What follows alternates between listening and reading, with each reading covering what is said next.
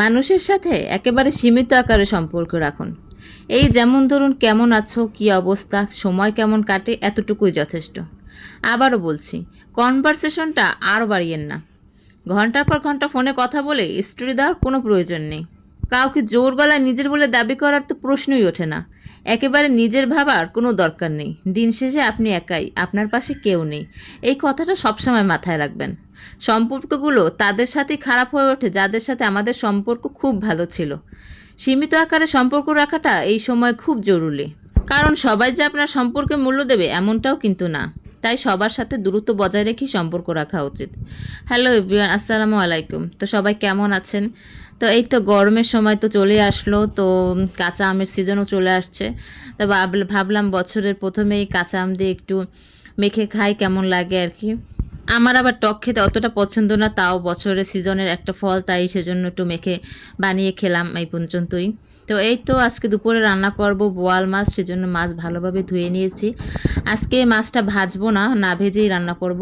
কিছু কিছু মাছ আপনি দেখবেন ভাজলে কিন্তু মাছটা শক্ত হয়ে যায়, ওটার খেতে কোনো টেস্ট লাগে না। এক এক জিনিসের এক এক রকমের টেস্ট আর কি। এই যেমন ধরুন শিং মাছ, মাগুর মাছ, শোল মাছ, বোয়াল মাছ, এইসব মাছ আপনি যতই কাঁচা রান্না করেন ভালো করে ধুয়ে দেখবেন খেতে কিন্তু অসাধারণ টেস্ট লাগে। ভেজে রান্না করলে মাছটা কিন্তু ভালো লাগে না। তাই আজকে ভাবলাম যে মাছটা না ভেজেই রান্না করি। এইসব মাছ কিন্তু আপনি যত মশলাটা কষাবেন টেস্ট কিন্তু তত বেশি আসবে।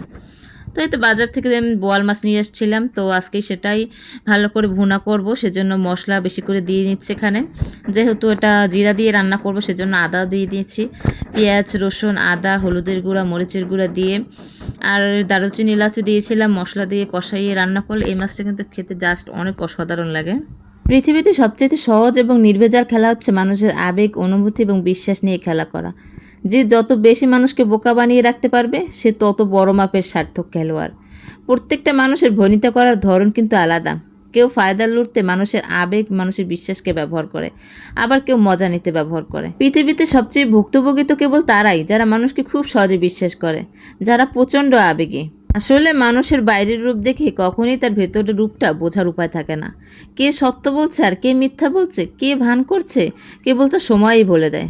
মানুষ বাইরে যতটা উদারতা বা সত্যবাদী সরলতা দেখায়, ভেতরে ভেতরে কিন্তু ততটা নয়। শুধুমাত্র কথার উপর ভিত্তি করে কাউকে বিশ্বাস করে যাওয়ার মতো বোকামি এছাড়া আর কিন্তু একটাও হয় না। একটা সময় পর ঠিকই কিন্তু অনুশোচনায় ভুগতে হয়।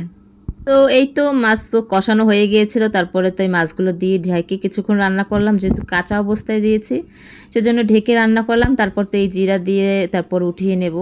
মাছটা কিন্তু অসাধারণ টেস্ট হয়েছিল। তো সবাই ভালো থাকবেন, সুস্থ থাকবেন, স্মৃতিস ডেজের পাশেই থাকবেন। ধন্যবাদ।